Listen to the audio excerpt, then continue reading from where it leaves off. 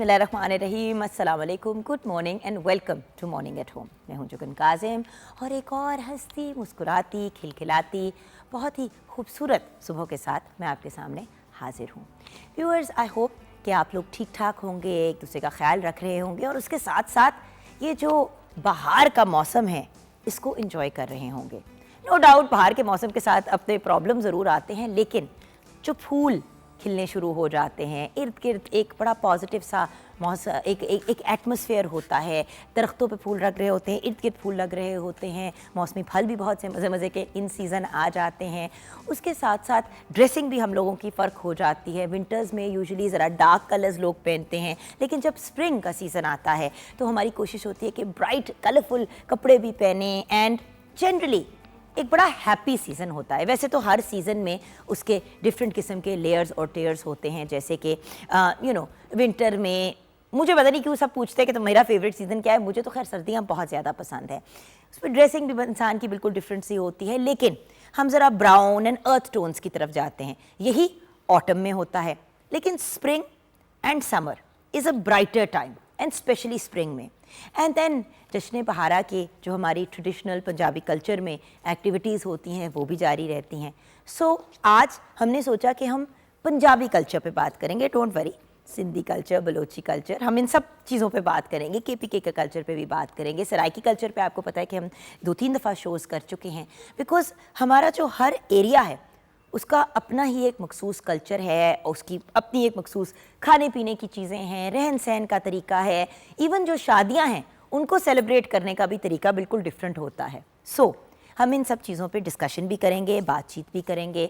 बड़ा ही एक होपफुली मज़े का और इंटरेस्टिंग सा शो होगा। एंड देन ऑफ कोर्स कुछ पंजाबी गीत भी हम सुनेंगे। So it's going to be a fun and interesting show. लेकिन जैसे कि मैंने कहा कि बाहर के साथ भी अपने कुछ मसाइल और मामलात आते हैं, एरियाज़ और लोकेशंस के भी अपने अपने कुछ मामलात और इश्यूज़ होते हैं। जैसे कि अब पंजाब में जो ग़िज़ा और जो खाना खाया जाता है, खुराक खाई जाती है, वो होती तो ग़िज़ाइयत से भरपूर है, लेकिन उसमें कैलोरीज़ भी काफ़ी ज़्यादा होती हैं।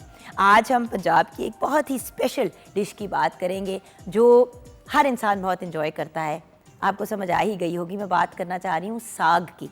और साग के साथ मकई की रोटी, सरसों का साग हो, वो जो सफ़ेद मक्खन होता है वो उसके ऊपर डाल के मज़े का उसके ऊपर तड़का लगा के इंसान बहुत ही इंजॉय करता है। और फिर मकई की रोटी अगर बन ही रही होती है तो अक्सर घर वाले डिमांड करते हैं कि इसमें गुड़ या शक्कर डाल के या चीनी डाल के एंड में डिज़र्ट के तौर पे एक मीठी मकई की रोटी भी खानी। हमारे घर में तो कम से कम ये बहुत ज़्यादा होता है। एंड जब ये चीज़ें खा रहे हों, साथ लस्सी ना हो, तो हमारी मील नामुकम्मल रहती है। तो किचन में भी कुछ इसी किस्म की हम मज़े की जो है वो डिशेस तैयार करेंगे। और उसके साथ साथ ऑफ कोर्स हमने ब्रेक के फ़ौरन बाद मुलाकात करनी है आपकी, मेरी, हम सब की फेवरेट डॉक्टर ज़ैनब होंदल से। उनसे हम डिस्कस करेंगे कि ये जो मज़े की चीज़ें होती हैं, जैसे हमारे यहाँ पंजाब में आलू गोश्त हो गया, पालक, लाइक आई सेड, पालक भी बहुत मज़े की बनती है, पालक गोश्त, कुन्ना भी यहाँ पे बहुत मज़े का बनाया जाता है। अब ऑब्वियसली डिफरेंट, बट यहाँ पे जो ट्रेडिशनली शादियों पे भी चीज़ें बनती हैं, कोरमे बहुत मज़े के बनते हैं। देन पेड़े वाली लस्सी की तो हमने बात की।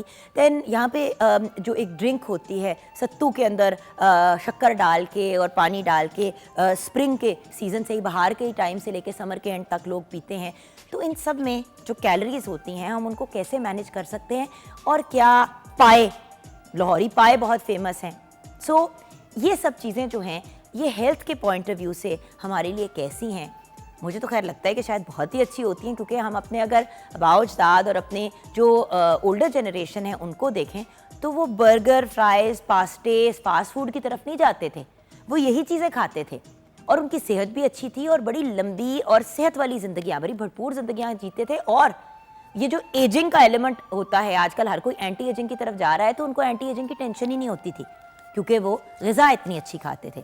बल्कि हमारे साथ एक ऐसी पर्सनैलिटी है जो एज करने से इनकार करती हैं, तो हमारी प्यारी सी आपी, लेकिन माशाल्लाह इतना खूबसूरत रौनकी चेहरा, नूर वाला चेहरा, हमारे साथ शेफ़ राहीला रशीद हैं। अस्सलाम वालेकुम आपी। वालेकुम अस्सलाम, क्या हाल है आपका? बिल्कुल ठीक ठाक। आप ये बताएं, बर्गर्स वगैरह इस तरह की चीज़ें आप खाती हैं? मैं बहुत कम खाती हूँ। है तो खैर आपका बैकग्राउंड कश्मीरी, जी जी, बट आप मेरे ख्याल से ज़्यादा खालिस ग़िज़ा की तरफ रहते हैं। जी बिल्कुल, बचपन से ही जो है ना खालिस खुदा खाते हैं, इसीलिए अभी तक जान है और खड़े हैं। वरना आजकल बच्चों में तो बहुत ज़्यादा सुस्ती और निकात इसी वजह से है कि वो देसी ग़िज़ाएँ नहीं खाते। बिल्कुल, वो ज़्यादा जो है ना बर्गर, शवारमे इस तरह की चीज़ें खाते हैं और उससे अपसेट ही रहते हैं। बिल्कुल। अच्छा आप ही, अगर आपकी इजाज़त हो तो हम अगर ब्रेक की तरफ जाएं, पंजाब के कल्चर का एक पैकेज देखते हुए। ब्रेक के बाद जब वापस आएंगे तो आप ही से हम रेसिपीज़ भी लेंगे और डॉक्टर ज़ैनब गोंदल भी हमारे साथ होंगी और एक तरह से मुकाबला ही हो जाएगा, क्योंकि आप ही सारे इंग्रेडिएंट बताएंगी और फिर हम ज़ैनब को कहेंगे कि ठीक है कि नहीं। बट इसका बेनिफिट ये होगा व्यूअर्स कि जो लोग ज़रा एक्स्ट्रा एहतियात करना चाहते हैं वो किस तरह से अपनी इन्हीं डिशेस को थोड़ा मॉडिफाई कर सकते हैं ताकि वो उनको इंजॉय भी कर सके और सेहत के पॉइंट ऑफ व्यू से भी वो उनके लिए ठीक रहें। अब जैसे जो हार्ट पेशेंट्स हैं वो सफ़ेद वाला मक्खन ज़्यादा नहीं ले सकते, देसी घी भी उनके लिए बहुत ज़्यादा इस्तेमाल करना ठीक नहीं होता। तो कैसे हम चीज़ों को मॉडिफाई कर सकते हैं ये हमें ज़ैनब का बताएंगी और आप ही तो खैर इनसे बात करते ही मुंह में पानी आ रहा है, क्योंकि ये जो चीज़ बनाती है बड़े मज़े की होती है। तो ब्रेक की तरफ जाएंगे, पंजाब का एक बड़ा खूबसूरत सा पैकेज देखते हुए। ब्रेक के बाद वापस आएंगे, सरसों का साग, मकई की रोटी और लस्सी की हम रेसिपी आप ही से लेंगे और ज़ैनब हमें गाइड करेगी कि पंजाब में जो खाने खाए जाते हैं उनको इंजॉय भी करें और थोड़ी अपनी कैलोरीज को भी मैनेज करें। ये हम जानेंगे ब्रेक के बाद।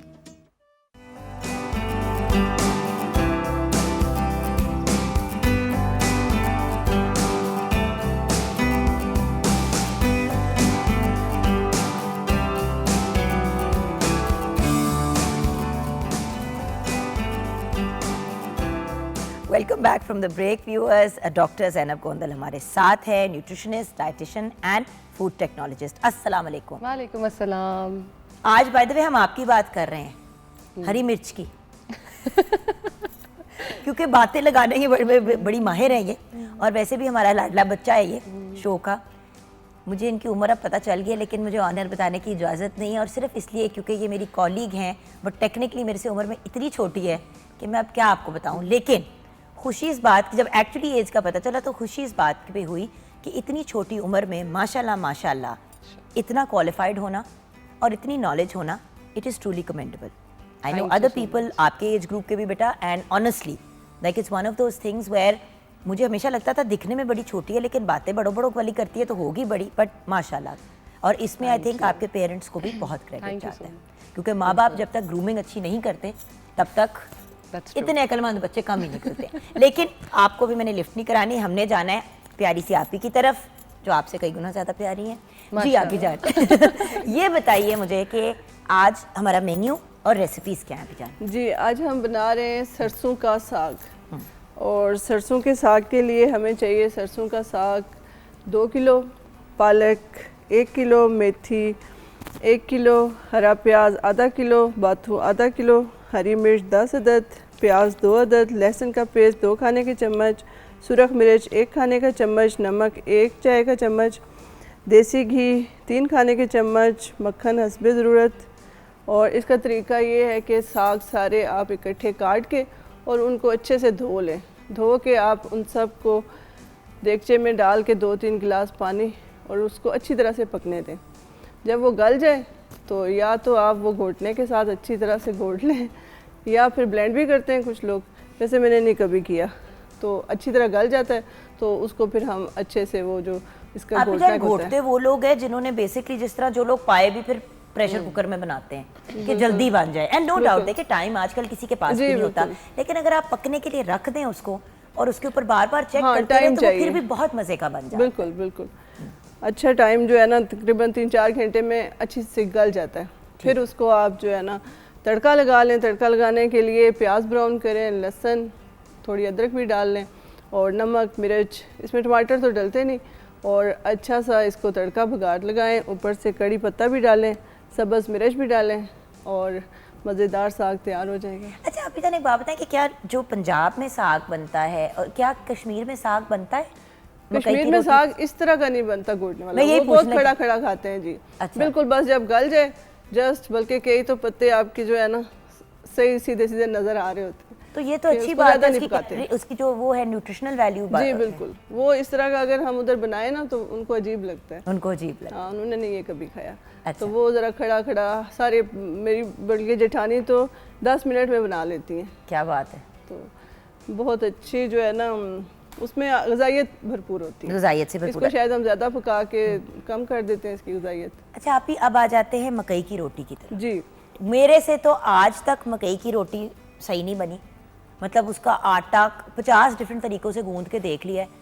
पतली क्योंकि आप ही पतली पसंद है, ज़्यादातर लोग जो है वो ज़रा मोटी बनाते हैं। अब अगर पतली बनानी हो तो आप ही टूट के उसका बेड़ा गर्क हो जाता है। बस आटे का फ़र्क होता है मेरे तो ख्याल में। कौन सा आटा? आपकी गलती नहीं होगी, ये जो पंजाब में आटा है ये बहुत मोटा पिसा होता है, ऐसे रेत की तरह होता है। जो हमारी तरफ चक्की का आटा पिसता है ना कश्मीर में, आज भी मैं वही लेके आई हूँ।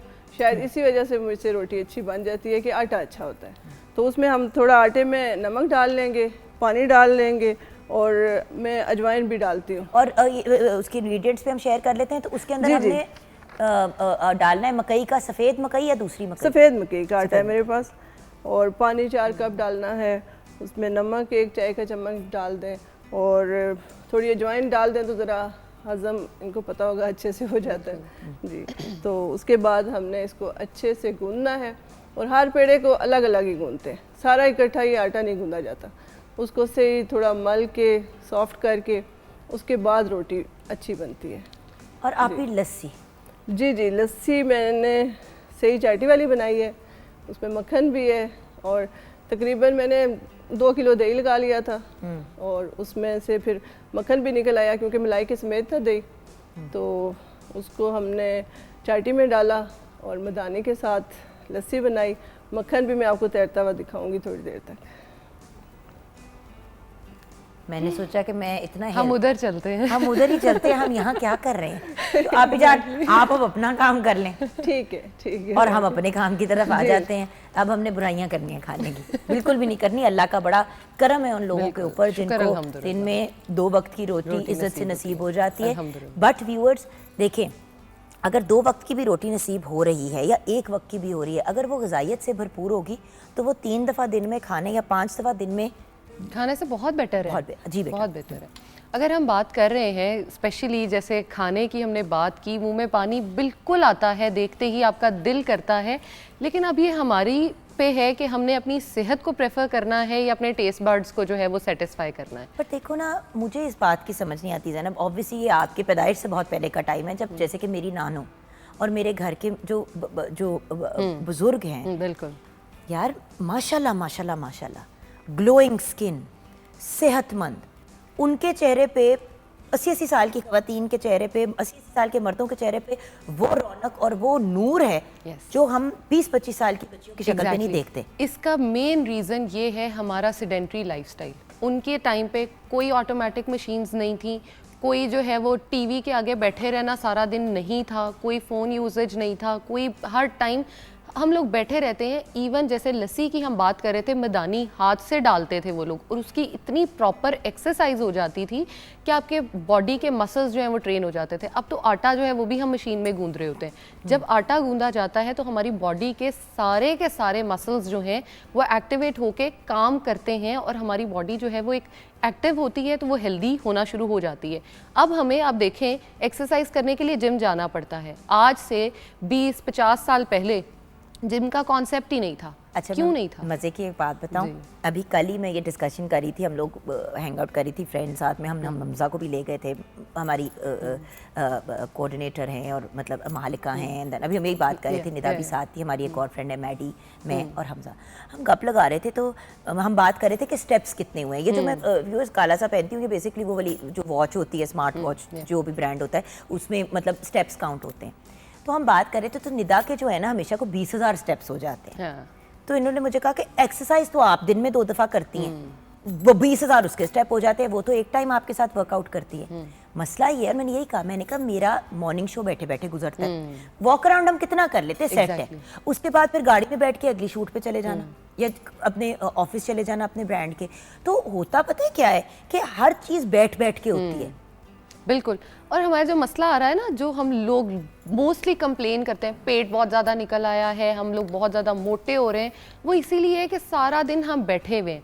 अगर हम खड़े होकर अपनी एक्टिविटीज़ को परफॉर्म करते हैं तो आप ये देखें जितनी कैलोरीज़ है ना, हम सिर्फ खड़े खड़े ही दिन में अपनी 300 से 400 कैलोरीज बर्न कर सकते हैं, सिर्फ खड़े होने से ही।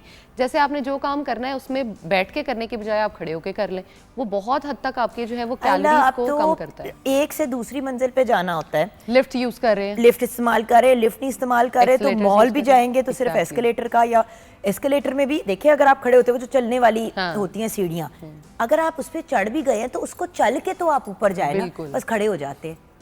तो हर चीज हमने अपनी आसानी के लिए जो क्रिएट किया वो हमने अपनी सेहत के लिए बुरी कर दी। बिल्कुल ऐसे ही है। और फिर हम कंप्लेन ये करते हैं खाना अच्छा नहीं मिल रहा, ग़िज़ा अच्छी नहीं है, हम लोग जो है, मैं तो सब कुछ खाती हूँ करती हूँ, लेकिन क्या खाते हैं आप? एक क्वेश्चन है ना। हम पूरे दिन का, जब मैं 24 आवर्स रिकॉल लेती हूँ अपने पेशेंट से, तो आप बिलीव करें कि खाने में सिर्फ ये आता है रात को मैं बाहर से खा रहा हूँ, नाश्ता सुबह उठ के मैंने पराठा खा लिया था, या मैंने जो है उसके साथ रोटी खा ली थी, ब्रेड खा ली थी, ब्राउन खा ली थी, ब्रान खा ली थी। ये कोई एक रोटी या खाने का कॉन्सेप्ट बनता ही नहीं है जो आपने बना लिया है। अच्छा, लेकिन मेरा सवाल ये है कि देखो अब जैसे कि आप ही बना रही हैं, आपने सारे इंग्रेडिएंट्स भी सुन लिए और आपने मिकदार भी सुन ली। अब अगर 2 किलो और 1 किलो और 1 किलो, मतलब बेसिकली कुछ 4 किलो मेथी शेती सारा कुछ मिला के ऑलमोस्ट 4 किलो की एक चीज बन के एंड में उसने इतना ही रह जाना है, लेकिन उसमें कितना हम मक्खन डाल रहे हैं आप ही उसको पकाने में? पाव 1.5 पाव पड़ जाएगा, पाव पड़ेगा मक्खन। अब जब आप उसको देखें तो वो 2 टेबल स्पून पर पर्सन पड़ जाता है। साथ में मकई की रोटी, वो भी एक बड़ी हेल्दी चीज है। तो क्या ये अनहेल्दी के जुमरे में जाता है? इसकी बनिस्बत अगर हम बर्गर, चिप्स और ड्रिंक ले लेते हैं फास्ट फूड रेस्टोरेंट से, वो तो एक नाकाबिले बर्दाश्त चीज़ है जिसको हम फास्ट फूड की तरफ ले जाते हैं। एग्जैक्टली अनएक्सेप्टेबल है। आप कह लें कि वो चीज़ तो हमें वैसे ही सेहत ख़राब कर रही है, बीमारियां लगा रही है। जबकि अगर हम साग की बात करते हैं, सब्ज़ जो पत्तों वाली सब्जियां हैं, जब हम उनकी बात करते हैं, हमने अगर अच्छी ज़िंदगी गुजारनी है, हमें वो ग्लो चाहिए जो आप बात कर रही हैं नानो दादों के फेसेस पे होता है, तो उसके लिए हमें सब्ज़ पत्तों वाली जो सब्जियां हैं वो खानी पड़ेंगी। जिसमें सबसे बेहतरीन जो हमने बात की साग की पालक की, जितनी भी सब्ज़। लेकिन जैसे कि आप ही ने कहा कि देखो कश्मीर में 15 मिनट में तैयार कर देते तो हैं। कश्मीरियों को आपने कभी देखा है? उफ माशाल्लाह, उनको देखते ही माशाल्लाह निकलता है। क्यों? क्योंकि खाने की प्रैक्टिसेस अच्छी हैं। आपने क्या किया, आपने 2 किलो या 6 किलो जो टोटल सामान था, आपने उसको 1 किलो बचा लिया। आपको लगता है कि उसमें ग़िज़ाइयत कुछ बच गई है? बिल्कुल नहीं बची उसमें ग़िज़ाइयत। उसकी ग़िज़ाइयत बिल्कुल आप कह लें ख़त्म हो जाती है। हम सिर्फ फ़ैट अपनी बॉडी में लेके जा रहे हैं, कुछ नहीं बचता। साग जो है, अगर हम उसकी बात करें, इतनी ज़्यादा उसकी अफादियत है। जिन लोगों को यूरिनेशन का प्रॉब्लम है कि कम आता है, उनकी बॉडी जो है एडेमा के बेसिकली जो पेशेंट्स होते हैं बहुत ज़्यादा स्वेल हो जाते हैं, जिनके पाँव। हाँ, तो अगर आप उसका सिर्फ पानी पी लें ना, आपने अच्छी तरह साग को धोया, साग को भिगो दें पानी में और उसका वो पानी पी लें, आपका वो मसला हल हो जाएगा। साग को खा लें, वो मसला हल हो जाएगा। सिंपल सी चीज़ है, इसको बॉईल करें, इसको अपने सलाद में खाएं। डेली बेसिस पे पालक और साग को सर्दियों में जितनी देर रहता है उसको डाइट में ऐड करें। आपके फेस पे पिंपल्स हैं, रिंकल्स पड़ रहे हैं। एक सवाल है, बहुत से लोग जैसे कि आपको भी पता होगा कि लोग बनाते हैं साग वगैरह और ये चीज़ें और फिर फ्रीज कर देते हैं, पोर्शंस बना के रख देते हैं कि भाई चलो कभी दिल चाहेगा आगे जाके मैं भी करवाती हूँ, क्योंकि मेरी तो कमज़ोरी है सरसों का साग और मकई की रोटी। मुझे खुद बहुत ज़्यादा पसंद है, लेकिन वही बात आ जाती है, अगर आप टेम्परेचर उसका मेंटेन कर लेते हो, एक बार जो खाना आपने डीप फ्रीज कर दिया है उसको दोबारा फ्रीज करेंगे तो वो जहर होगा आपके लिए। उसलिए उसको बिल्कुल भी ना इस्तेमाल करें। अगर आपने करना भी है तो उसी टाइम पे इस्तेमाल कर लें, जितना आपने यूज़ करना है उसके बिल्कुल छोटे या तो पैकेट्स बना के रखें, उसी टाइम पे इस्तेमाल करें, तो आप उसकी जो है वो हेल्दीनेस या वो चीज़ ले सकते हैं। लेकिन हमारे खाने की प्रैक्टिसेस जो हैं वो बहुत गलत है। सबसे मज़े की चीज़ जो आप मुझसे पहले पूछ रही थी कि ग्रीन मिर्च मुझे बहुत पसंद है, मैंने उसको ऐड करना है। हरी मिर्च ना? या अच्छा, अब पंजाब में बल्कि पूरे पाकिस्तान में, आई थिंक कश्मीर में नहीं, not so much in Kashmir, Peshawar में भी थोड़ा सा, अगर वो बनाते भी हैं कढ़ाई जो बनती है दुम्बे की, उसमें हरी मिर्च मोटी मोटी काट के डाल देते हैं, मगर जो वो हमें घोट के, जिस तरह मेरी इवन दो आई लव सरसों का साग, लेकिन जब उसमें बहुत ज़्यादा मिर्ची होती है तो वो खाया ही नहीं नहीं जाता। खाया जाता, बिल्कुल। हरी मिर्च अच्छी चीज़ है कि बुरी चीज़ है, मुझे आज तक ये समझ ही नहीं आई ज़ैनब। एतदाल से खाएं तो हरी मिर्च से अच्छा कुछ नहीं, अगर एक्सेस में खाएं तो हरी मिर्च से बुरी कोई चीज़ नहीं। एतदाल कितना होता है? हरी मिर्च जो है उसकी इकसाम आती हैं, ठीक है। कुछ जो होती हैं वो बहुत ज़्यादा स्पाइसी होती हैं। इवन एक रिसर्च में मैंने पढ़ा है कि जो हरी मिर्च की एक टाइप आती है, नाम मुझे उसका नहीं याद, लेकिन उसकी एक टाइप आती है, अगर आप उसको खाते हो तो 2 दिन तक आपको मिर्च लगी रहती है, इतनी वो ज़्यादा स्पाइसी होती है। लेकिन कुछ ऐसी भी आती हैं जिनमें स्पाइस बहुत कम होता है, मॉडरेट अमाउंट में होता है। अच्छा, अब सबसे पहले मैं बात यहाँ से करना चाहूँगी, आपने बाहर से हरी मिर्च ख़रीदी, उसको ला के साफ़ करके कोल्ड, मतलब जो आपके किचन में एक ऐसा एरिया आप बना लें जहाँ पे बहुत ज़्यादा गर्मी ना हो, शेडी एरिया हो, वहाँ पे उसको प्रिजर्व करें। उसको प्रिजर्व करने से क्या होगा, उसका विटामिन सी जो है ना वो उसके अंदर स्टोर्ड रहेगा। वो तो फिर फ्रिज में ही जा सकता है आजकल, फ्रिज में रख लें, क्योंकि लेकिन अब तो फिर गर्मी उसको, देखो ना, अगले हाँ, 2-3 हफ्ते में इतनी गर्मी हो जाएगी। एग्जैक्टली लेकिन उसको पॉलीथीन बैग्स में ना स्टोर करें, आप उसको किसी कपड़े में, मलमल के कपड़े में स्टोर कर लें तो वो बेहतरीन आपके लिए हो जाएगा, और विटामिन सी उसका जो है वो स्टोर्ड रहेगा आपके लिए। इससे ज़्यादा मैं आपको बताऊँ, ग्रीन मिर्च आपका वज़न कम करने में बहुत ज़्यादा हेल्पफुल है। वो ऐसे हेल्पफुल है कि ग्रीन मिर्च जो है वो आपकी बॉडी में जाके आपके मेटाबॉलिज्म को बहुत ज़्यादा स्पीड अप कर देती है, जिसकी वजह से आपकी बॉडी के जो आप कह लें कि स्पीड अप होते हैं सिस्टम्स, और आपकी हीट बॉडी प्रोड्यूस करती है, जिसकी वजह से वज़न कम हो जाता है। 1 या 2 दिन में खा लें, 1 या 2 खा लें, लेकिन कच्ची रॉ ऐसे नहीं खानी, क्योंकि मैंने अक्सर लोगों को देखा है कि शर्त लगा के भी खा रहे होते हैं, कितनी तुम नहीं खा बट सकते हो, कभी कभी कितनी ऐसे हम भी खा होता है ना, सकते कुछ हैं। लोग प्याज को काट के उसमें हरी मिर्ची डाल के उस पर नींबू निचोड़ वो के उसको ठीक खाते है, हैं। उस तरह से खा सकते हैं, लेकिन कच्ची जो है वो हमारे स्टमक की लाइंस को ख़राब कर देती नहीं है। तो वो भी तो कच्ची होती है जब आप नहीं, प्याज के लेकिन अंदर वो हरी मिर्च- प्याज, लीमू और उनकी अफादियत के साथ मिलके, हो देखिए जाए। प्याज के साथ आप खाएंगी, आप आधी हरी मिर्च या 1 हरी मिर्च मैक्सिमम खाएंगी। जब हम वैसे खा रहे होते हैं, हम 2 से 3 आराम से खा लेते हैं। अच्छा, तो यानी कि 1 मैक्सिमम 2, हाँ, मैक्सिमम, अच्छा। उससे ज़्यादा ना इस्तेमाल करें। अभी क्योंकि हमें ब्रेक की तरफ जाना है, उसमें जाने से पहले एक सवाल जो हमारे आज के टॉपिक से ज़रा हट के है, लेकिन मुझे बड़े लोगों ने ये पूछा है कि जब ज़ैनब जी आएंगी उनसे पूछिएगा, जिन लोगों को मीठे का हौका चढ़ता है स्पेशली रात के वक्त, क्या ये किसी चीज़ की कमी होती है या ये बस बुरी आदत होती है? ये क्लियर कर दें। कोई विटामिन की कमी होती है, कोई प्रॉब्लम होती है? कुछ लोग होते हैं जो मीठा ना खाएं, नींद नहीं आती रात को, रज के खाना खाएं लेकिन मीठा ना खाएं तो कुछ होता है। वैसे तो ये आदत भी होती है, लेकिन इस आदत को आप थोड़ा सा टेस्ट भी कर सकते हैं। टेस्ट आप ऐसे कर सकते हैं कि जो आपकी टूथपेस्ट होती है उसमें भी मीठा होता है, और मीठे का जो ताल्लुक होता है वो हमारी सिर्फ ज़ुबान के चस्का होता है। अगर तो ये सिर्फ आपकी आदत है, आप टूथपेस्ट से ब्रश करें, जब आप ब्रश करके मुँह साफ़ करके आ जाते हैं, तो अगर तो उसके बाद आपको मीठे की क्रेविंग नहीं है, तो इसका मतलब वो सिर्फ आपको एक तलब थी जो वो ब्रश ने पूरी कर दी है, अब आपको ज़रूरत नहीं है मीठा खाने की, तो दैट्स नॉट एन इशू, वो कोई मसला नहीं है। लेकिन कुछ पेशेंट्स में वाकई ही मीठा खाने से, मतलब ना खाने से मसला ये आ रहा होता है कि घबराहट होनी शुगर शुरू हो लेवल्स बहुत ज़्यादा लो हो जाते हैं। ये कोई विटामिन मिनरल की डेफिशिएंसी एज सच हम काउंट नहीं कर सकते, लेकिन हम ये ज़रूर कह सकते हैं कि हमारी बॉडी में एक शुगर लेवल उसने डिसाइड कर लिया। फॉर एग्जांपल 50% डिसाइडेड है, ठीक है। अब अगर आप 50% से नीचे जाते हैं तो वो आपकी बॉडी को ऐसे लगता है कि मैं बहुत ज़्यादा रिटार्डेड हूँ, थकावट का शिकार हूँ, मेरा तो बहुत ज़्यादा हालात जो है वो गैर हो रहे हैं।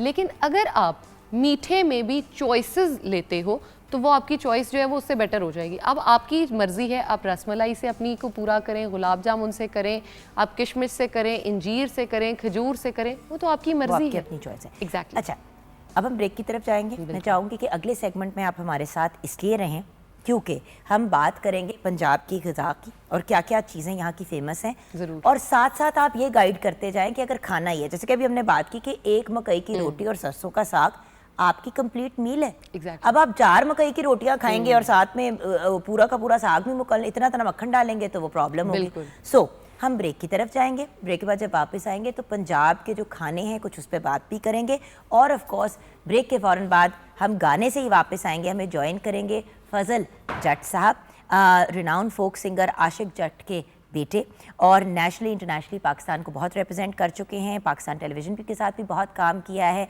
और फजल जट साहब को गवर्नमेंट की जानिब से प्राइड ऑफ परफॉर्मेंस से भी नवाजा गया है माशाल्लाह। तो आज हम उनको शो में वेलकम करेंगे ब्रेक के बाद, और उनकी टीम आशिक जट जूनियर जो उनके बेटे भी हैं और सिंगर भी हैं, बिलावल ताफू, रिजवान साईं दोनों ढोल प्लेयर हैं और अदनान साईं भी ढोल प्लेयर हैं। ये हमें ज्वाइन करेंगे ब्रेक के बाद।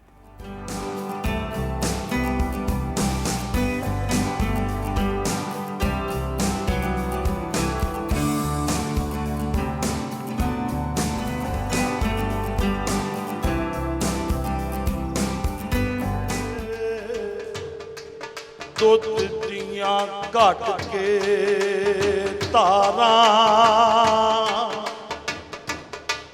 ਤੇ ਮੁਟਿਆਰਾਂ ਦੁੱਧ ਰਿੜਕਣ ਤੇ ਕਿਸਾਨ ਮੋਢੇ ਤੇ ਹੱਲ ਰੱਖ ਕੇ ਤੇ ਪੈਲੀਆਂ ਵੱਲੇ ਜਾਣ। ਹਾਂ ਬਈ ਆਸ਼ਿਕ ਜੱਟ ਜੂਨ ਰਿਆ ਓਏ ਪੰਜਾਬ ਵਿੱਚ ਫਿਰ ਕੀ ਹੁੰਦਾ ਹੈ? अपना पंजाब यारो अपना पंजाब, अपना पंजाब यारो अपना पंजाब, अपना पंजाब यारो होर सजदा झट पांदे भंगड़े ते ढोल वजदा। अपना पंजाब यारो अपना पंजाब, अपना पंजाब यारो अपना पंजाब।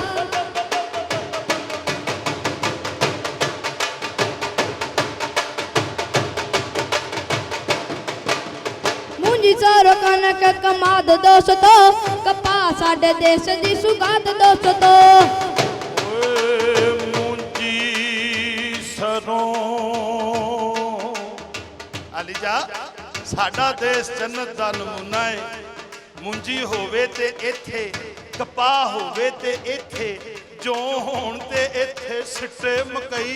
ਅਲੀ ਜਾ ਜਿੰਨੀਆਂ ਖਾਣ ਪੀਣ ਦੀਆਂ ਸਿਨਫਾਂ ਨੇ ਨਾ ਉਹ ਸਾਰੀਆਂ ਸਾਡੇ ਪੰਜਾਬ ਵਿੱਚ ਉਗਦੀਆਂ ਨੇ। ਹਾਂ ਬਈ ਜੱਟਾ ਕਿਵੇਂ ਉਗਦੀਆਂ ਨੇ?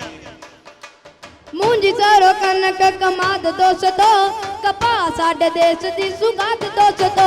ओ पानी जदों खालियां दे विच भजदा अपना पंजाब यार होर सजदा। अपना पंजाब यार होर सजदा, अपना पंजाब यार होर सजदा।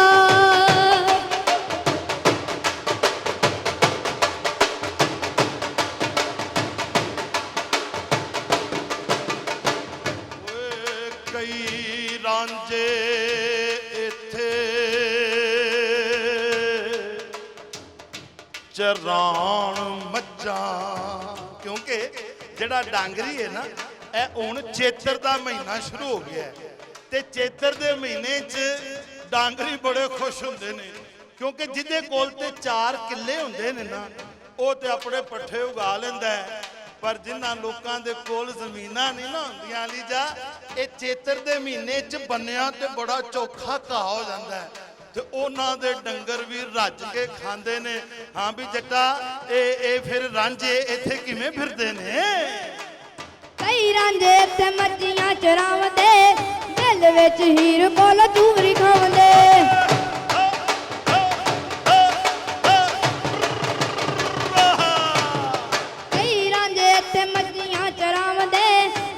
ਵਿੱਚ ਹੀਰ ਕੋਲ ਚੂਰੀ ਖਾਵੰਦੇ, ਖਾ ਕੇ ਚੂਰੀ ਪੀ ਕੇ ਲੱਸੀ ਜੱਟ ਰੱਜਦਾ। ਆਪਣਾ ਪੰਜਾਬ ਯਾਰ ਹੋਰ ਸਜਦਾ, ਆਪਣਾ ਪੰਜਾਬ ਹੋਰ ਸਜਦਾ, ਆਪਣਾ ਪੰਜਾਬ ਯਾਰ ਹੋਰ ਸਜਦਾ।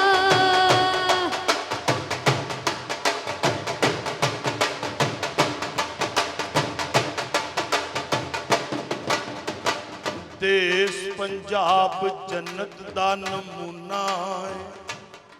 5 ਦਰਿਆਵਾਂ ਦੀ ਸਰ ਜ਼ਮੀਨ ਵੇਖੋ ਨਾ, ਇਹ ਕਿਤੇ ਦੁਆਬਾ ਹੈ ਤੇ ਕਿਤੇ ਮਾਝਾ ਹੈ। ਤੇ ਮੇਰਾ ਬਾਪੂ ਆਖਦਾ ਹੁੰਦਾ ਸੀ ਕਿ ਦੇਸ਼ ਪੰਜਾਬ ਭਾਈਚਾਰੇ ਦਾ ਨਾਂ ਹੈ। ਇੱਕੋ ਗਲੀ ਉੱਥੇ ਫਾਮਾ ਵੀ ਰਹਿੰਦੀ ਸੀ ਤੇ ਮੁਹੰਮਦ ਬੀਬੀ ਵੀ ਰਹਿੰਦੀ ਸੀ ਤੇ ਗੁਲਜ਼ਾਰ ਸਿੱਖਣੀ ਵੀ ਰਹਿੰਦੀ ਸੀ ਤੇ ਮਰੀਮ ਮਸੀਹ ਵੀ ਰਹਿੰਦੀ ਸੀ। ਆਲੀ ਜਾ ਅਸੀਂ ਸਾਰੇ ਇਕੱਠੇ ਰਹਿੰਦੇ ਸਾਂ ਤੇ ਇਹੋ ਹੀ ਪੰਜਾਬ ਦੀ ਅਸਲ ਰਵਾਇਤ ਹੈ ਤੇ ਖਾਣਿਆਂ ਪੀਣਿਆਂ ਦਾ ਵੀ ਜ਼ਿਕਰ ਹੋਏਗਾ। ਹਾਂ ਵੀ ਜੱਟਾ ਅਸੀਂ ਕਿਵੇਂ ਬਸਦੇ ਸਾਂ ਇਕੱਠੇ। ਯਾਰਾਂ ਦੀਆਂ ਢਾਣੀਆਂ ਤੇ ਰਾਤ ਚਾਨਣੀ, ਚੰਨ ਕੋਲ ਹੁੰਦੀ ਏ ਸੁਗਾਤ ਚਾਨਣੀ।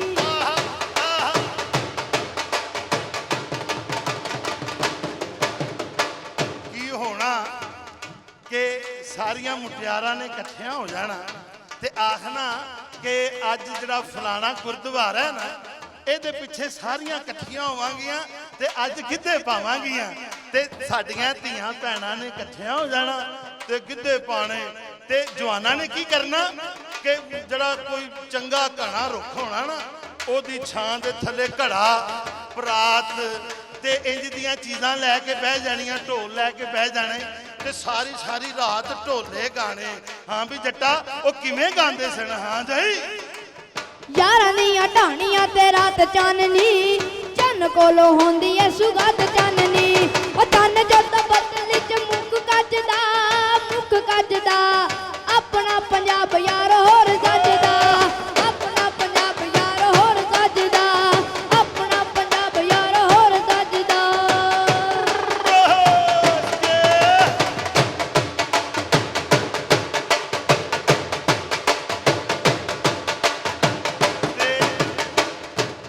ਚੇਤਰ ਦਾ ਮਹੀਨਾ ਐਸਾ ਮਹੀਨਾ ਕਿ ਆਲੀਜਾ ਨਾ ਸਿਰਫ ਉਹ ਗਰੀਬ ਲੋਕਾਂ ਨੇ ਰਜਣਾ, ਹਰ ਪਾਸੇ ਫੁੱਲ ਖਿੜ ਜਾਣੇ ਤੇ ਜਿਹੜੇ ਖੁਦਰੋ ਪੌਦੇ ਨੇ ਨਾ ਪੰਜਾਬ ਦੇ, ਜਿਹਦੇ ਵਿੱਚ ਤੂਤ ਹੋ ਗਿਆ, ਜਿਹਦੇ ਵਿੱਚ ਬੇਰੀ ਹੋ ਗਈ ਤੇ ਇਹਨਾਂ ਨੇ ਵੀ ਚੋਖਾ ਫਲ ਦੇਣਾ ਤੇ ਲੋਕਾਂ ਨੇ ਸਿਰ ਤੇ ਬੇਰ ਚੁੱਕ ਲੈਣੇ ਤੇ ਆਖਣਾ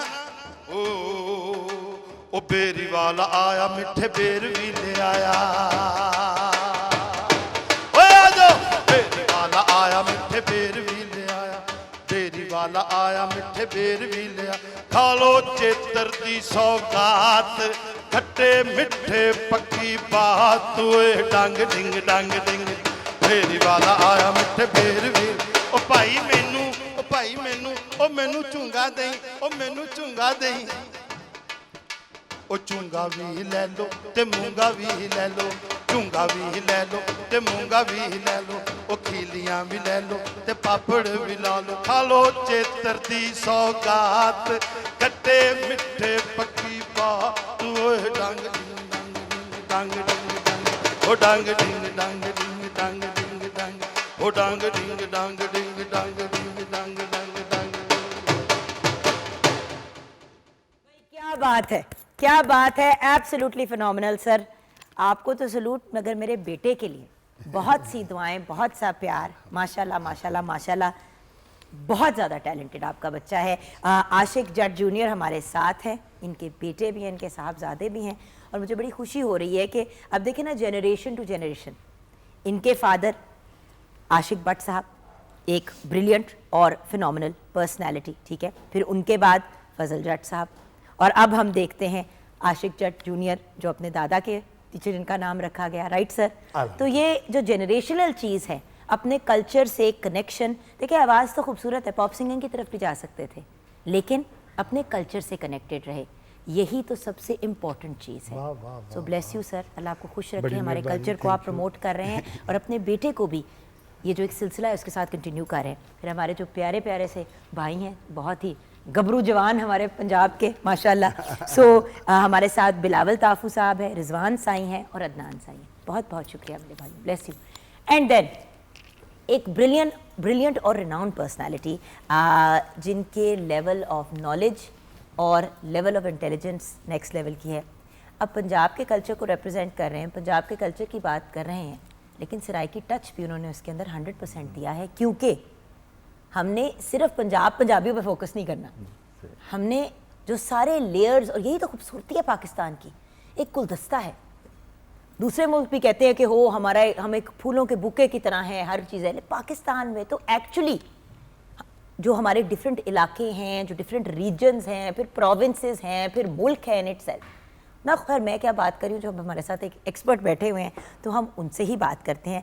तारिक बलोच सहराई हमारे साथ हैं। अस्सलाम वालेकुम सर। सर मैंने लास्ट नेम सही बोला है कि गलत?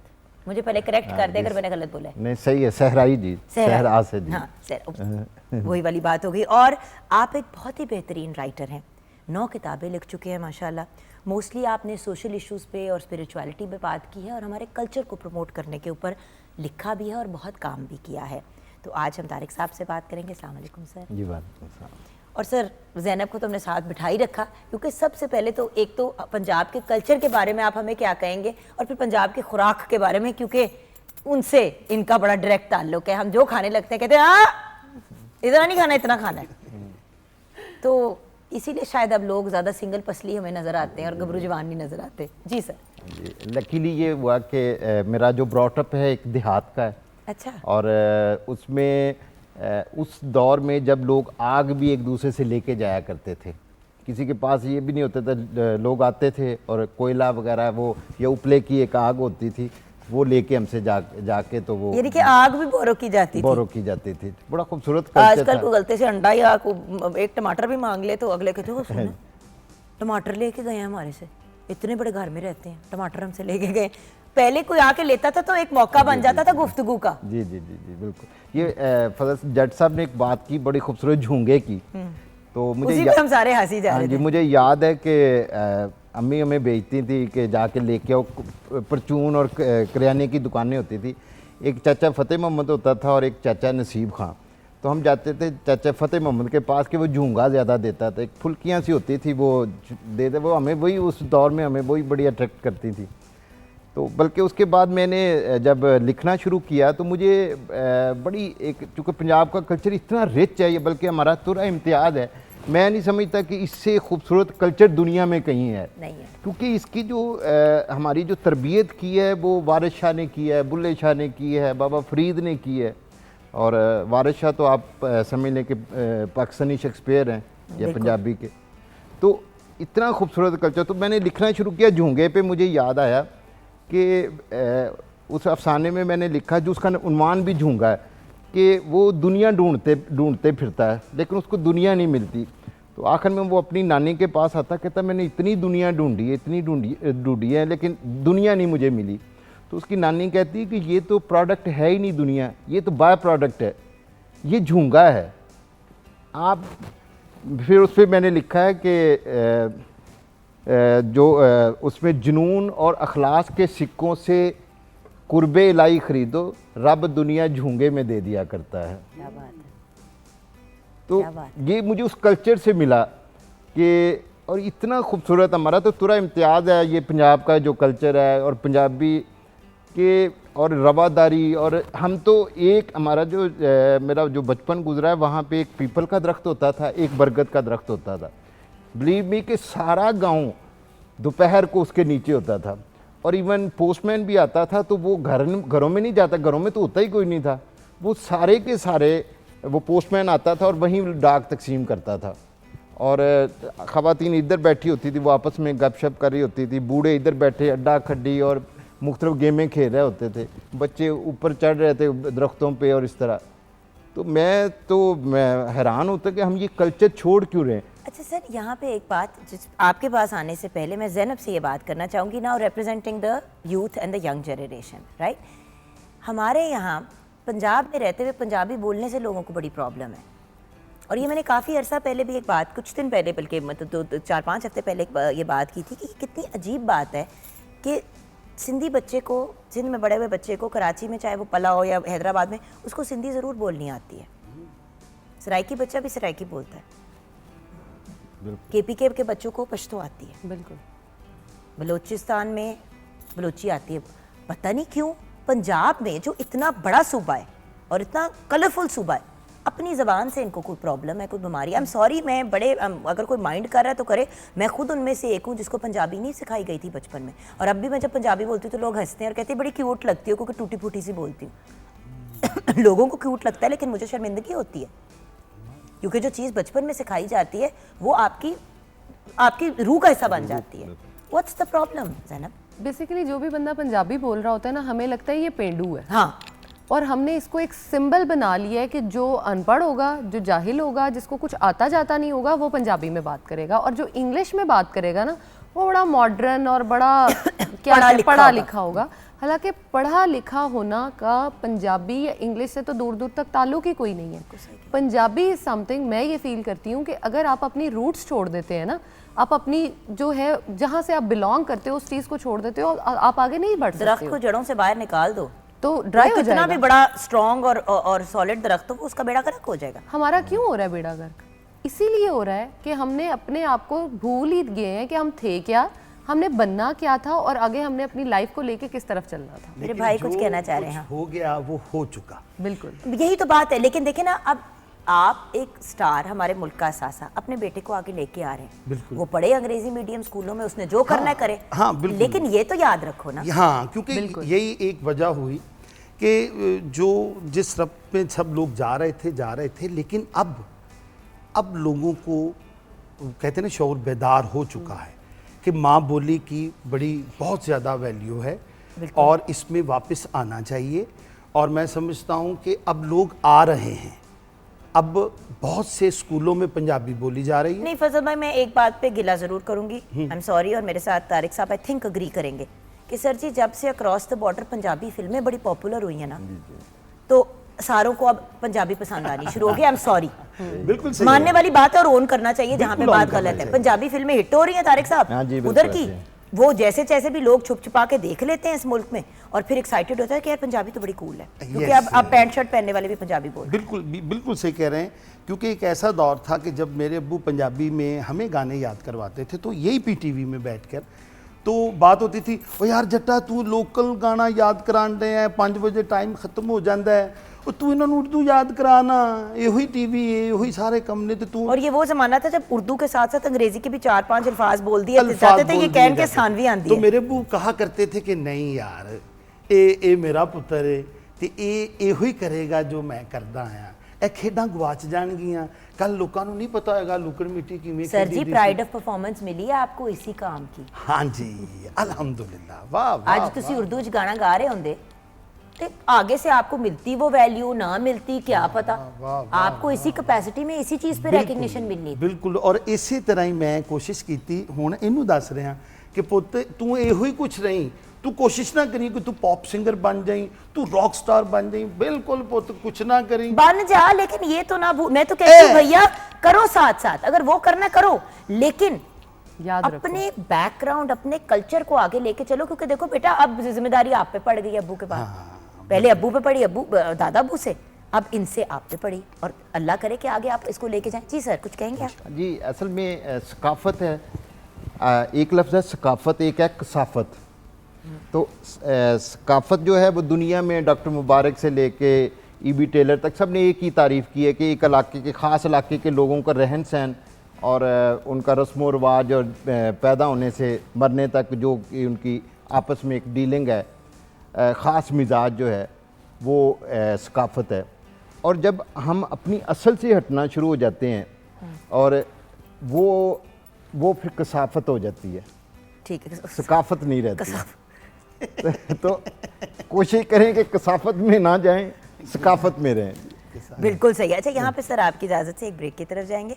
ब्रेक में जाने से पहले ज़ैनब, मैंने आपसे एक रिक्वेस्ट करनी है। ये जो हम ग्रीन लीफी वेजिटेबल्स की बात कर रहे थे, अभी हमने जैसे कि पालक की और साग की, उन चीज़ों की बात की, बहुत से लोग हैं जो खा पी भी नहीं इनको सकते, तो अगर हो सके तो हम अपनी अगली मुलाकात में प्लीज़ ये बात कंटिन्यू कर सकते हैं ज़रूर। और मैं व्यूअर्स आपसे भी रिक्वेस्ट करूँगी कि ज़ैनब से अगर आपने स्पेशली, क्योंकि बड़े लोग होते हैं जो कहते हैं हम तो पालक खा ही नहीं सकते, मैं डॉक्टर ने मना किया हुआ है। हाँ, ये सुना है कि कम खानी चाहिए, कभी ये नहीं सुना कि बिल्कुल ही नहीं खानी चाहिए। तो ये जो सब्जियों के बारे में कुछ ऐसे मिथ्स हैं, वो हम अगली बार मिथ बस्टिंग करेंगे इन आवर नेक्स्ट एपिसोड। तो आप लोगों ने भी अगर कोई सवाल पूछने हैं तो मॉर्निंग एट होम हमारा फेसबुक का पेज है, और 042992000648 पे आप कॉल करके ज़ैनब का नाम स्पेशली लेके, जी ज़ैनब, डॉक्टर ज़ैनब से हमने ये वाला सवाल पूछना है, तो हम वो वाले सवाल आपके कवर करेंगे इंशाल्लाह। जल्दी हमारी नेक्स्ट मुलाकात होगी। डन हो गया? थैंक यू मेरा बेटा। इन्होंने जाने, वरना मेरा दिल नहीं था कि ये जाएं, लेकिन चलो ठीक है, ये भी आपके कल्चर का हिस्सा होगा। हम ब्रेक के बाद वापस आएंगे।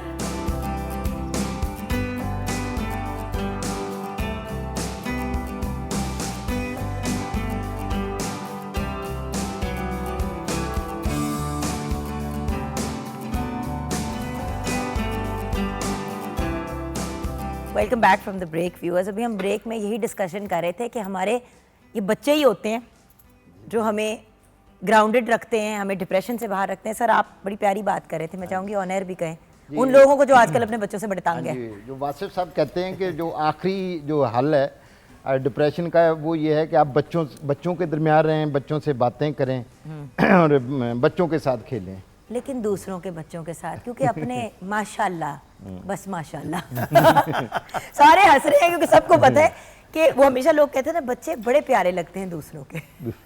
अच्छा, तो सर एक बात जो हम ब्रेक में दूसरी कर रहे थे घड़ी की, कि एक घड़ी होती थी, क्या सकीना क्या? हाँ, मेरा एक अफसाना सकीना घड़ी वाली, ये एक्चुअल है।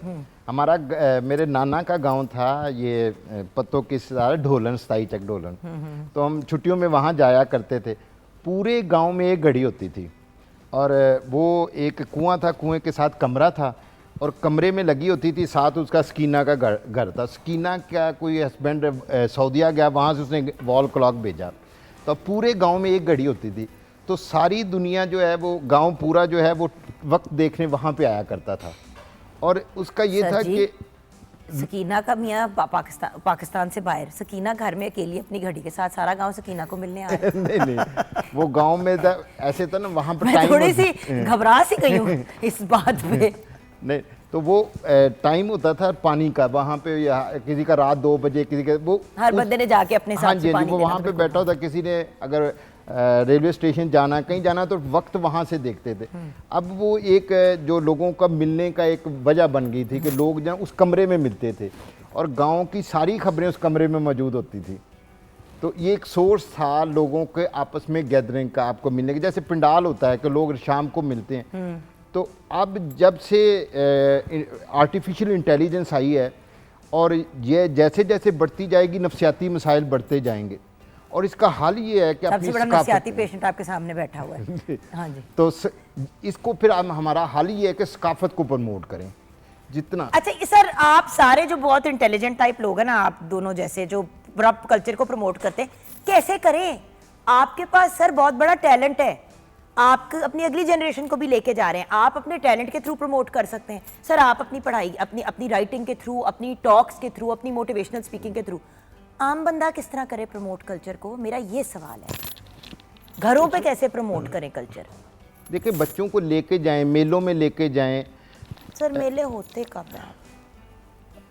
नहीं, ये मुख्तलिफ मेले हमारे, तो पंजाब का जो कल्चर है वो अब कहीं उर्स हो रहा है, कहीं मेला हो नहीं, रहा है। मैं कह रही हूँ, वैसे लाहौर में एक वक्त होता था जब लाहौर में भी मेले होते थे, सर्कस भी लगता था, हाँ जी, नक्की रानी सर्कस भी, हाँ सर्कस, जी। याद है आपको? उसमें जी, मौत जी, का एक कुआं भी होता था, वो शुक्र है बंद कर दिया, वो बड़ा डेंजरस था। लेकिन आप समझ रहे हैं ना, एक वक्त होता था कि जो लाहौर में भी रहने के लोग थे, शहरों में ये कल्चर खत्म होता जा रहा है, गाँव में फिर भी है। और देखें, डिप्रेशन में लोग जा रहे हैं, सबसे ज़्यादा दुनिया में जो दवाइयाँ हैं वो डिप्रेशन की हैं। इसी वजह से है ना कि लोग मिलते नहीं हैं।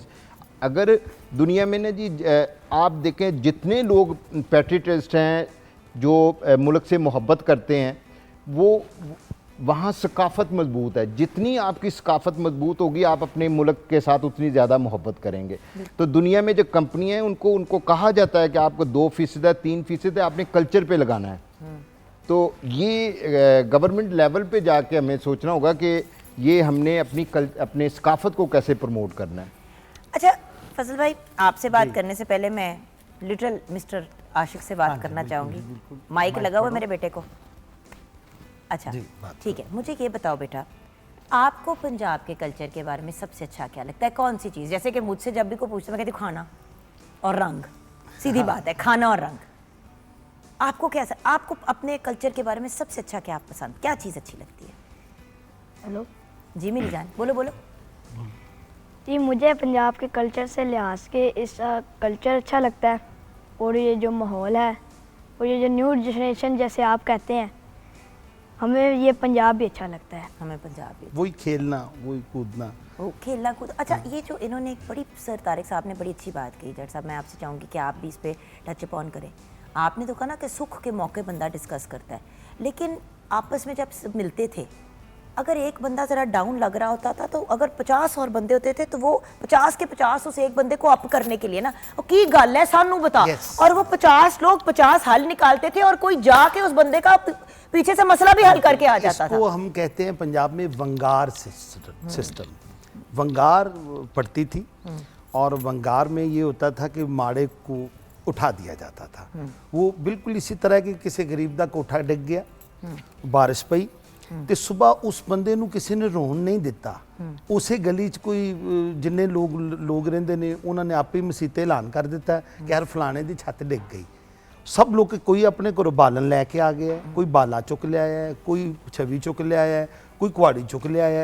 वो पता चलिया कि शाम होने तो पहला ਉਹਦਾ कोठा भी पै गया है और ਉਹਦੀ गल भी हो गई। तो ये तां सी जे भाईचारा होवे, सर, किसी की शादी होती थी तो हर बंदा कोई ना कोई चीज उठा के ले आता था कि साड़ी साड़ी थी है साड़ी थी। यस, और वो घर बनाने में और शादियां कराने में जितना आपके हमसायों और नेबरहुड का मामला होता था, आजकल इसीलिए तो लोगों के पास ज़मीनें सालों साल पड़ी रहती हैं, वो नींह नहीं डाल सकते क्योंकि उनके मामलात ऐसे होते हैं। मामलात ऐसे। और मैं समझना कि पंजाबी साड़ियाँ ਧੀਆਂ ਜਿਹੜੀਆਂ ਨੇ ਇਸ ਵੇਲੇ ਪੰਜਾਬ ਦੀਆਂ ਨੇ, ਉਹਨਾਂ ਨੂੰ ਚਾਹੀਦਾ ਹੈ ਕਿ ਉਹ ਇੰਗਲਿਸ਼ ਬੋਲਣ, ਉਹ ਅਰਬੀ ਜ਼ੁਬਾਨ ਕਿਉਂਕਿ ਸਾਡੀ ਉਹਦੇ 'ਚ ਇਬਾਦਤ ਹੈ, ਤੁਸੀਂ ਉਹ ਬੋਲੋ। ਇੰਗਲਿਸ਼ ਜ਼ੁਬਾਨ ਤਰੱਕੀ ਦੀ ਹੈ, ਸਾਡੀ ਉਰਦੂ ਜ਼ੁਬਾਨ ਕੌਮੀ ਹੈ, ਬੋਲੋ। ਲੇਕਿਨ ਆਪਣੇ ਘਰ ਦੇ ਵਿੱਚ ਆਪਣੇ ਬਾਲਾਂ ਨਾਲ ਉਹ ਬੋਲੀ ਜ਼ਰੂਰ ਬੋਲੋ ਜਿਹੜੀ ਮਾਂ ਦਾਦੀ ਦੀ ਬੋਲੀ ਹੈ। ਔਰ ਮੈਂ ਸਮਝਣਾ ਕਿ ਇੱਕ ਛੋਟਾ ਜਿਹਾ ਵਰਕ ਜਿਹੜਾ ਹੈ ਨਾ, ਇਹ ਸਾਨੂੰ ਇਸ ਮਾਹੌਲ ਤੋਂ ਦੂਰ ਨਹੀਂ ਜਾਣ ਦੇਗਾ, ਕਿਉਂਕਿ ਮਾਂ ਜਿਹੜੀ ਹੈ ਉਹ ਪੂਰੇ ਕੁਨਬੇ ਦੀ ਟੀਚਰ ਹੁੰਦੀ ਹੈ, ਉਸਤਾਦ ਹੁੰਦੀ ਹੈ। ਔਰ ਮੈਂ ਰਿਕੁਐਸਟ ਕਰਨਾ ਕਿ ਜਿੰਨੀਆਂ ਮੇਰੀਆਂ ਪੰਜਾਬ ਦੀਆਂ ਧੀਆਂ ਨੇ, एक कम से कम अपने बालां दे नाल पंजाबी बोलन। आपने बड़ी अच्छी बात की भैया, और मैं अपना ही एग्जांपल आपको दूंगी व्यूअर्स। अब देखिए, एक माँ होने के नाते बच्चों को उर्दू मैंने सिखाई, अंग्रेज़ी मैंने सिखाई, पंजाबी मुझे नहीं बोलनी आती, तो हमने, और मेरे हस्बैंड भी हैं क्योंकि उनकी वो भी उनकी अम्मी वियना से हैं और फादर जो हैं वो पाकिस्तान से हैं, लेकिन फैसल ने भी पंजाबी नहीं सीखी। हम अक्सर ये बात करते थे कि क्या करें। अब जो हमारे घर में जो भाई बहन हमारे घर में काम करते हैं, हमारा जो स्टाफ है वो भी हमारी फैमिली है, हम उन्हें कहते हैं कि इनसे पंजाबी में ही बात करो। इतना क्यूट लगता है जब मेरी 2.5 साल की बेटी नूर कहती है बह जा, हंस हंस के हमारा हाल ख़राब हो जाता है, लेकिन प्यार भी बहुत आता है कि शुक्र है कम से कम अगर 1-2 जनरेशन बीच में स्किप हो गई तो कोई तो इनको वापस लेके कोई बात नहीं। अच्छा, ये स्किप हो नहीं सकती। नहीं, देखिए ना, अब मुझ पे स्किप हो गई ना, मुझे नहीं आती, लेकिन फिर भी इसका डर नहीं है। क्यों डर नहीं है? क्योंकि आपस के लोग हैं सिखाने वाले। देखिए ना, तसव्वुफ एक ऐसा चैप्टर है, ऐसा बाब है इल्म का कि अभी अमेरिका दरियाफ्त नहीं हुआ था, अभी उसका कुछ पता नहीं था, लेकिन वारिस शाह जैसे लोग अपने हकीकी तसव्वुफ की वजह से हमेशा के लिए अमर हो चुके थे। बेशक उन्होंने इस चीज़ को फिक्स कर दिया था। दुआबे को, माजे की तमाम ज़ुबान को वारिस शाह ने, बुल्ले शाह ने, शाह हुसैन ने फिक्स कर दिया। अगर एक कोई जनरेशन बीच में से मिस हो जाती है तो कोई बात नहीं, वो किताबें मौजूद हैं, आप उनको बुल्ले शाह को पढ़ें, वारिस शाह को पढ़ें, और उसके साथ आने वाली नस्ल को बताएं कि अब देखें ना, खेडिए नी लुकन मिट्टी, खेडिए नी लुकन मिट्टी, खेडिए नी मैं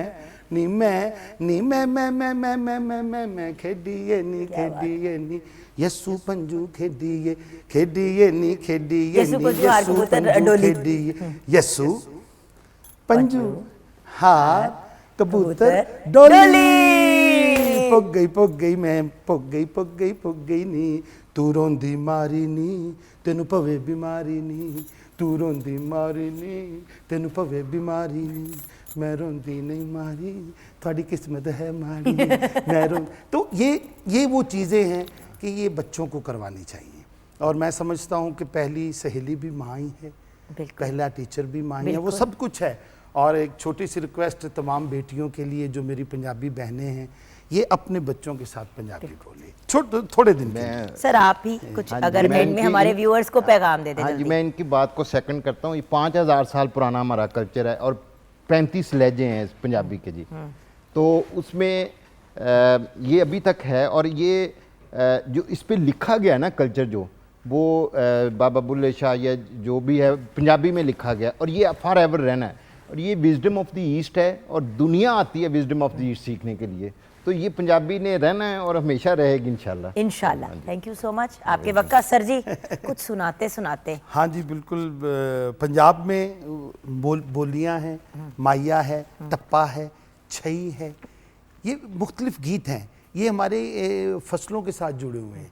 अब छई लोग भूलते जा रहे हैं। अब छई क्या था कि बाबा ते दुआना दोवें ठंडे तत्ते जाप दे। अब एक बाबा है, उसके दुआने पके हैं, लड़कियों ने खाने हैं, तो ये छई है। तो हम आपको इसमें बोल सुनाते हैं। हाँ भी जट्टा आ जरा बल्ले बल्ले सुनाइए, तेरा नाम ही आशिक जाते। हमारी कुछ मकई की रोटी, सरसों का साग और कच्ची लस्सी तैयार हो गई है। थैंक यू आपी जी। सब रेडी? बल्ले बल्ले निडोर पंजाब दी, बल्ले बल्ले डोर पंजाब दी, जुत्ती खलदी मरोड़ा नहीं उछलदी, डोर पंजाब दी हो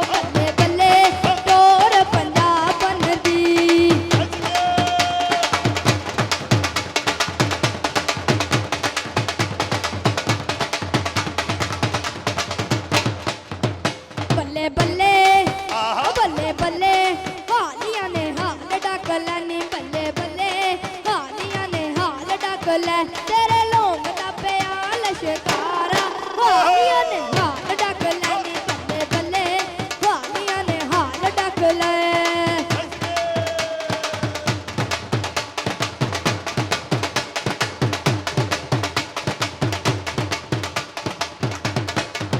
ਬੱਲੇ ਬੱਲੇ ਨੀ ਬੱਲੇ ਬੱਲੇ ਕੋਠੇ ਤੇ ਨਵਾਲੀ ਛਤਰੀ ਨੀ ਬੱਲੇ ਬੱਲੇ ਕੋਠੇ ਤੇ ਨਵਾਲੀ ਛਤਰੀ ਮੁੰਡਾ ਵੇਖ ਕੇ ਕਬੂਤਰ ਵਰਗਾ ਕੋਠੇ ਤੇ ਨਵਾਲੀ ਛਤਰੀ ਓ ਬੱਲੇ ਬੱਲੇ ਕੋਠੇ ਤੇ ਨਵਾਲੀ ਛਤਰੀ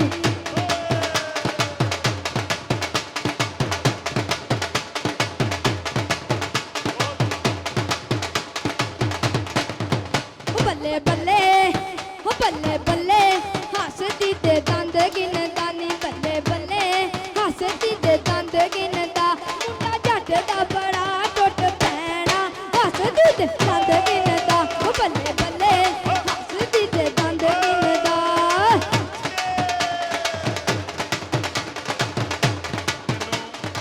ਅੱਜ ਬੜੀ ਖੁਸ਼ੀ ਹੋ ਰਹੀ ਹੈ। ਅੱਜ ਪੰਜਾਬੀ ਦਾ ਡੇ ਮਨਾਇਆ ਜਾ ਰਿਹਾ ਹੈ ਤੇ ਅੱਜ ਸਾਡੀ ਨਸਲ ਚੋਂ ਵੀ ਤੀਸਰਾ ਬੰਦਾ ਤੇ ਇੱਕ ਲੱਕੀ ਧੀ ਦੇ ਇੱਥੋਂ ਅਨਾਉਂਸਮੈਂਟ ਹੋਈ ਹੈ। ਤੁਸੀਂ ਲੱਕੀ ਹੋ ਬੇਟਾ ਜੀ, ਅੱਲਾ ਤੁਹਾਨੂੰ ਭਾਗ ਲਾਵੇ। ਤੁਹਾਡੇ ਨਾਲ ਜਿਹੜੇ ਜਿਹੜੇ ਲੋਕ ਲੱਗੇ ਨੇ ਉਤਰ ਗਏ ਨੇ। ਹਾਂ ਪੁੱਤਰਾ ਜ਼ਰਾ ਬੋਲ ਤੇ ਕਹਿ। ਓ ਬੱਲੇ ਬੱਲੇ ਓ ਬੱਲੇ ਬੱਲੇ ਨੀ ਨਸ਼ੇ ਦੀ ਏ ਬੰਦ ਬੋਤਲੇ ਨੀ ਬੱਲੇ ਬੱਲੇ ਨਸ਼ੇ ਦੀ ਏ ਬੰਦ ਬੋਤਲੇ ਤੈਨੂੰ ਪੀਣ ਗਏ ਨਸੀਬਾਂ ਵਾਲੇ ਨਸ਼ੇ ਦੀ ਏ ਬੰਦ ਬੋਤਲੇ ਨੀ ਬੱਲੇ ਬੱਲੇ ਨਸ਼ੇ ਦੀ ਏ ਬੰਦ ਬੋਤਲੇ